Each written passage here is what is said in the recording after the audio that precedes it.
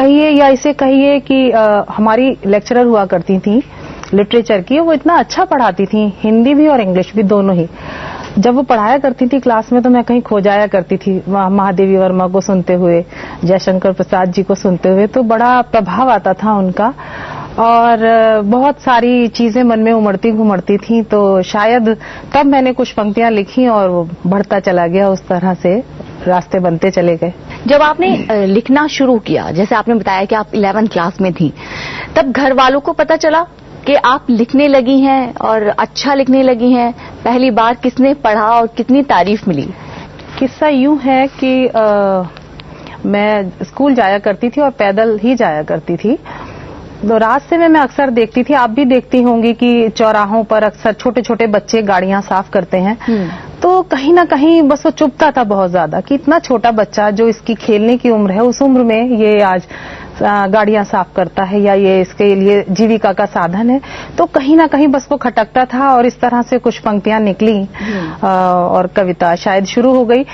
मैंने अपनी लिटरेचर की कॉपी में ही पीछे उसको नोट डाउन कर लिया जो भी लिखा, और फिर मेरी जो टीचर थी उन्होंने देखा कि उसमें कुछ ऐसा लिखा हुआ है। जब वो हमें पढ़ा रहे थे तो बाद में बोलते हैं कि अपनी कॉपी आप बाद में लेने आना। अच्छा। तो मुझे लगा कि कुछ शायद मुझसे गलत हो गया है, तभी मुझे पीछे बाद में बुलाया है। पर बाद में उन्होंने मुझे बुलाकर पूछा कि ये सब तुमने लिखा है? तो मैंने भी डरते डरते कहा कि हाँ, लिखा तो मैंने ही है। बोले बहुत अच्छा लिखा है और इसको लिखते रहो, इसको आगे कंटिन्यू रखना और आगे बढ़ो। बहुत शुभकामनाएं दी, बहुत आशीर्वाद दिया और बस वहीं से ही शुरू हो गया ये। मतलब आप सीरियस हो गए थे लिखने के लिए? हाँ, सीरियस के जो मेरी क्षमताएं थी उस समय, तभी से ही लिखना मैंने शुरू कर दिया था। जो पहली कविता आपने स्टेज पे पढ़ी वो कौन सी थी और कैसे हुआ ये वाकया कि लोगों ने कहा कि नहीं आप मंच पर आइए? सबसे पहली कविता मंच पर मैंने अपने कॉलेज में ही पढ़ी थी। मैं बीए में थी और वहाँ हम लोगों का जब कन्वोकेशन हुआ करता था तो उसमें एक कंपटीशन टाइप रखते थे, उसमें मिस फ्रेशर टाइटल था, उसके लिए कॉम्पीट कर रहे थे सभी और वहाँ अपनी हॉबीज और उसके बारे में बताना था। तब मैंने कविता वहाँ पढ़ी थी कि किस तरह औपचारिक हुआ आदमी, हार्दिकता कहाँ खो चुका आदमी।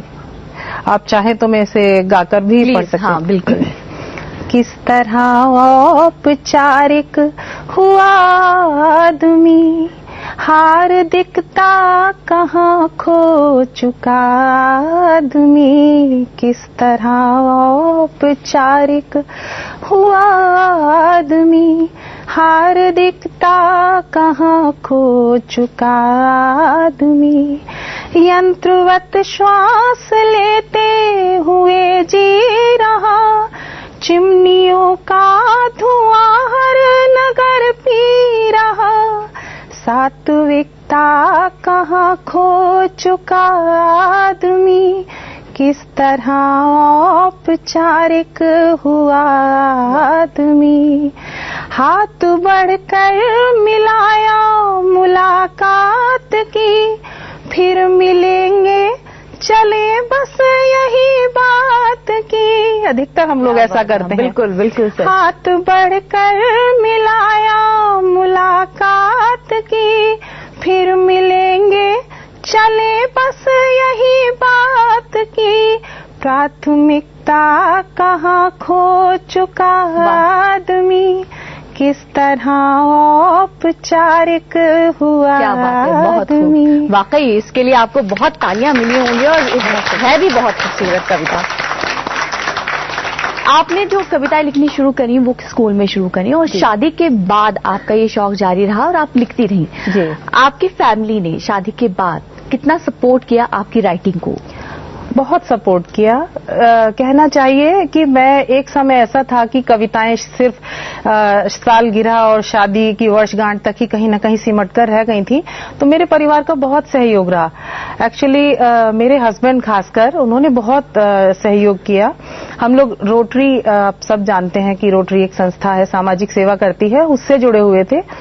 तो वहाँ मेरे हस्बैंड ने ही इंट्रोड्यूस किया कि अंजू भी लिखती हैं। अच्छा। और बस वहाँ पर एक सिलसिला शुरू हुआ और फिर आगे बढ़ता ही चला गया। और उनका सपोर्ट हमेशा रहा, मेरे परिवार का, हर व्यक्ति का, मेरे बच्चों का, पति का, और जो भी घर के में हमारा संयुक्त परिवार है, सभी का सहयोग मुझे मिलता रहा है हमेशा। आपके फेवरेट राइटर कौन है?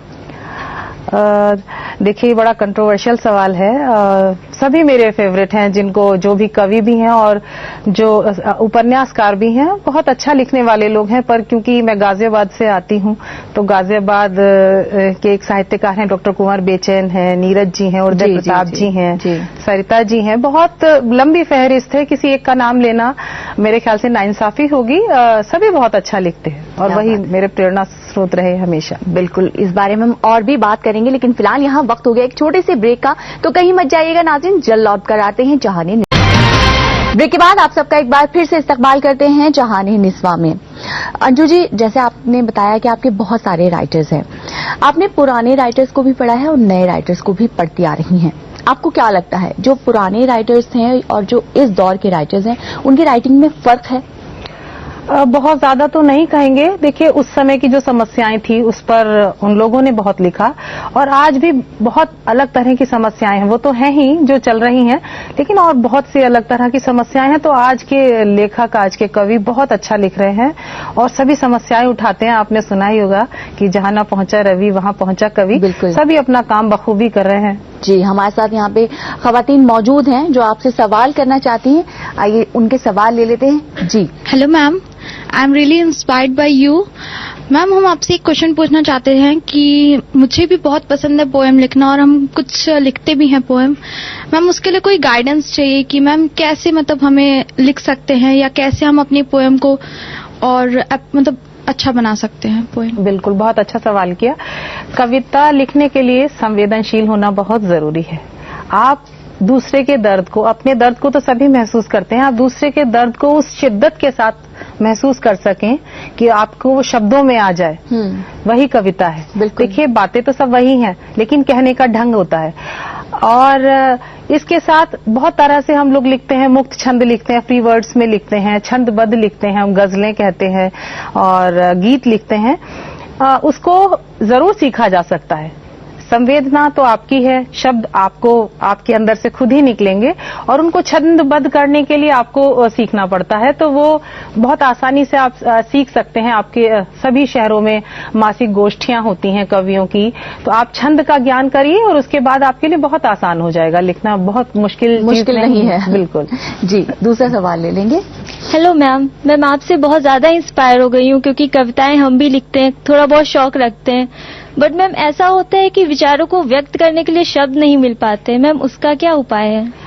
देखिए, सही मायनों में कविता वही है। यही मैंने अभी कहा कि हम छंद सीख सकते हैं, पर कविता कहन जो है आपका, शब्द तो आपके अंदर से ही प्रस्फुटित होते हैं। आप ज्यादा से ज्यादा पुस्तकें पढ़िए, आप ज्यादा से ज्यादा साहित्य पढ़िए, तो आपकी सोच और शब्द दोनों मिलकर के ऑटोमेटिकली निकल कर आते हैं। उसमें बहुत ज्यादा प्रयास नहीं करना पड़ेगा आपको। आप अगर जागरूक रहेंगे, साहित्य पढ़िए, तो आपको निश्चित रूप से शब्दों का ज्ञान अपने आप से बढ़ता चला जाएगा आपका। हेलो मैम, मेरा आपसे ये क्वेश्चन है कि आप तो इतना अच्छा गाना गा लेते हो, तो आप राइटर ही क्यों, सिंगर क्यों नहीं बने? हाँ, ये बहुत वैलिड क्वेश्चन पूछा इन्होंने।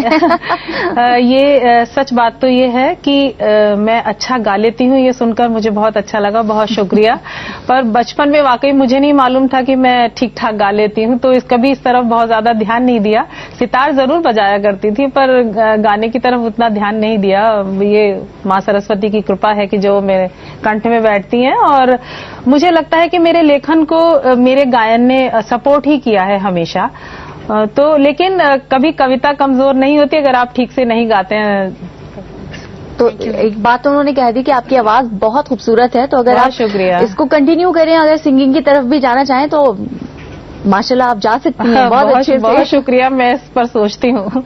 अच्छा, जैसे यहाँ पे जितनी भी खवातीन बैठी हैं, उनका रुझान तो मुझे नजर आया कविताओं की तरफ, लिखने की तरफ, लेकिन जो आज की जनरेशन है वो कहीं ना कहीं इन चीजों से दूर होती जा रही है। आपको लगता है कि वाकई हमारी जनरेशन अगर इस कविताओं को अगर उन्होंने नहीं संभाला है, अगर उन्होंने राइटिंग की तरफ अगर वो नहीं आए सीरियसली, तो ये कहीं खो जाएगा?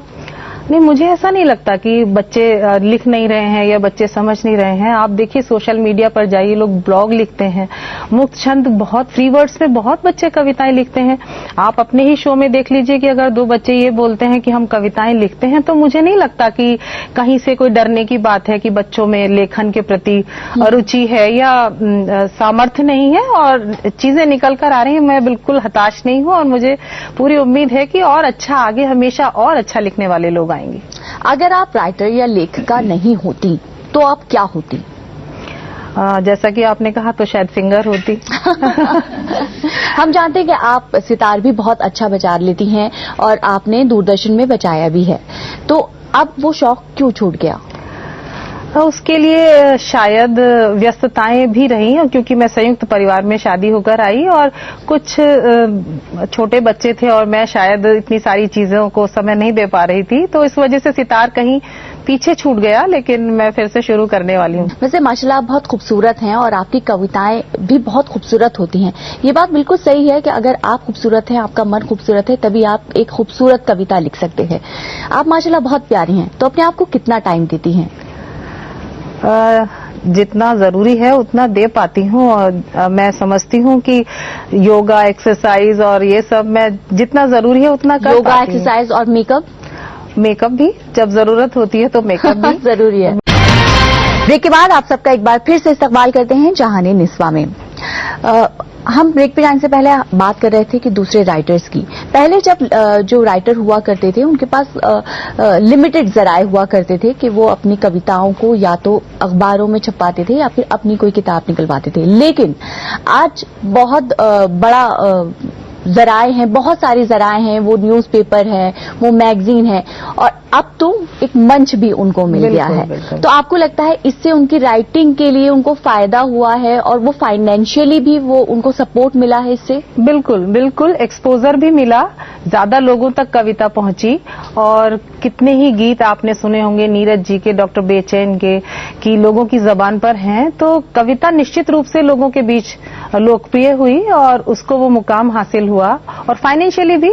हमारे साथ यहाँ खवातीन मौजूद हैं जो आपसे सवाल करना चाहती हैं, आइए ले लेते हैं। मैम, अक्सर ऐसा होता है कि कभी कभार हमारा टैलेंट जब कंपटीशन या क्रिटिसिज्म को सब्जेक्ट होता है तो हमारा उससे विश्वास उठ जाता है, तो ऐसी सिचुएशन में हमें कैसे कोप अप करना चाहिए? और आपके साथ भी कभी ऐसा हुआ है कि आपको क्रिटिसिज्म? हाँ बिल्कुल, सबके साथ होता है। जब आप आगे बढ़ते हैं तो आपको 2 अच्छा कहने वाले लोग मिलते हैं और 4 बुरा कहने वाले, पर क्रिटिसिज्म मेरे हिसाब से हमेशा आपको आगे बढ़ने के लिए प्रेरित ही करता है।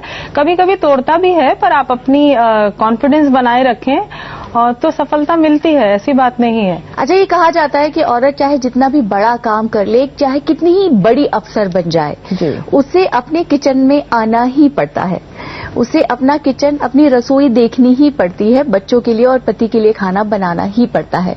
तो आप इस बात को कितना सही मानती हैं और आप कितना टाइम देती हैं?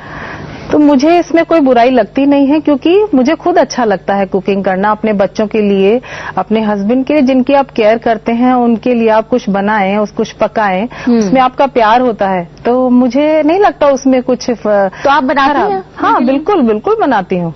किस तरह का खाना पसंद करती हैं आप और बनाती हैं?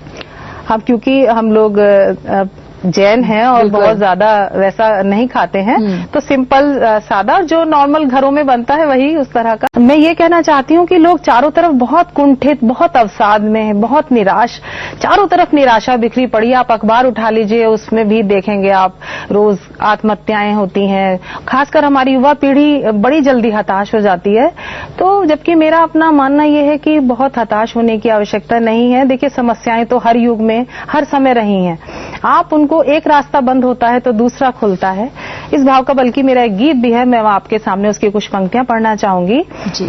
माना जीवन में आंसू हैं, हंसना हंसाना क्यों छोड़े, माना जीवन में आंसू हैं, हंसना हंसाना क्यों छोड़े, पीड़ा बढ़ जाने के डर से दिल का लगाना क्यों छोड़े, कितनी घोर निराशा हो पर आशाएं गाया करती, कितनी घोर निराशा हो पर आशाएं गाया करती, मरुथल में भी सजल बदलियां कभी कभी छाया करती, पतझड़ आ जाने के डर से फूल खिलाना क्यों छोड़े, बहुत खूब। माना जीवन वाह। में आंसू है, हंसना हंसाना क्यों छोड़े। बहुत खूब। तो मुझे पूरी उम्मीद है कि आपकी इन लाइंस के जरिए, पूरी कविता के जरिए हमारे देखने वालों ने आपकी वो बात समझी होगी और वो उस पर जरूर अमल करेंगे। आप यहाँ पर आई, हमसे इतनी सारी बातें की, इतने अच्छा वक्त गुजरा, उसके लिए बहुत बहुत शुक्रिया। मुझे भी बहुत अच्छा लगा शादी। Thank you. बहुत शुक्रिया। Thank you so much.